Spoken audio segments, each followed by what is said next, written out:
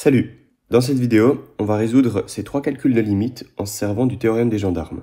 Alors ce théorème, il est souvent utile quand on a les fonctions trigonométriques parce qu'on peut facilement créer cet encadrement qui nous permettra souvent de résoudre notre limite avec sinus x ou alors cosinus x.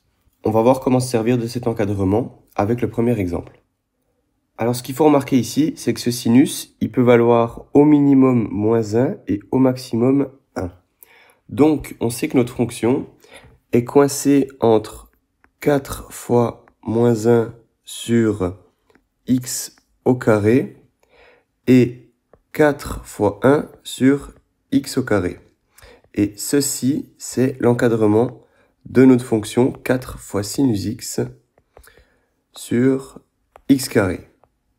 Si maintenant, tout ceci, on le prend à la limite quand x tend vers l'infini, alors on voit que ça, c'est un nombre entier divisé par l'infini. Ceci aussi, donc les deux vont tendre vers 0. Et donc notre encadrement va se transformer en 0 est plus petit ou égal à 4 fois sinus x divisé par x, qui est lui-même plus petit ou égal à 0.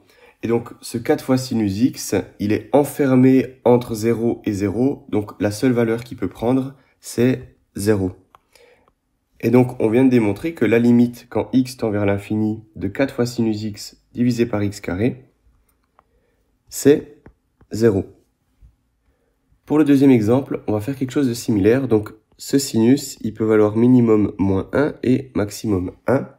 Donc on peut essayer de créer l'encadrement pour notre fonction, qui serait de 8x moins 1 divisé par 2x, qui est plus petit ou égal à notre fonction dont on cherche la limite en l'infini, donc sinus x divisé par 2x, qui est plus petit ou égal à la valeur maximale, donc avec le 1 pour le sinus, 8x plus 1 divisé par 2x. Ces deux valeurs d'encadrement, on peut les écrire d'une autre manière qui serait 8x divisé par 2x moins 1 divisé par 2x, qui est plus petit ou égal à, de nouveau, notre fonction. Ici, on ne va pas changer ce qu'il y a à l'intérieur de notre encadrement. Et c'est plus petit ou égal à, on va faire la même manipulation que pour l'encadrement de gauche, divisé par 2x, mais cette fois plus 1 divisé par 2x. Et on voit que 1 divisé par 2x, ceci ça tend vers 0, et ceci ça tend vers 0.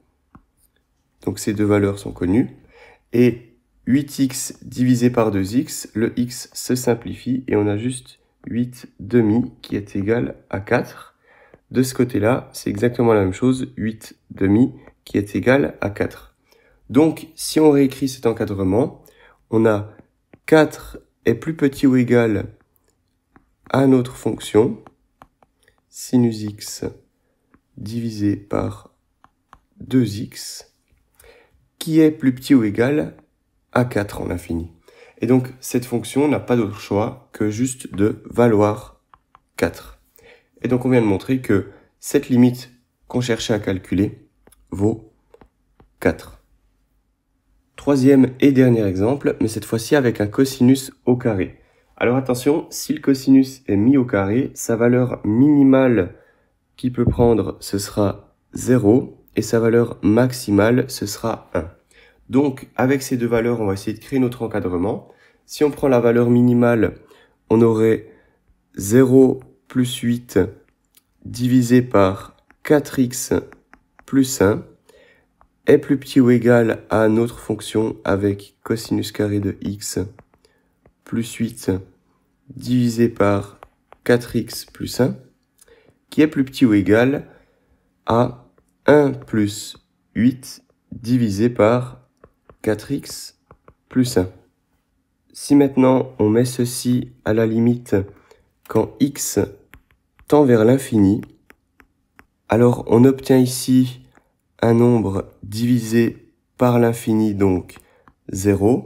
Au milieu, ça reste notre fonction dont on cherche à déterminer la limite, donc on va la réécrire simplement comme ceci. Et ici, on a un nombre qui est 9 divisé par l'infini, donc ça vaut aussi 0. Et donc on a 0 qui est plus petit ou égal à notre fonction dont on cherche la limite, qui est plus petit ou égal à 0.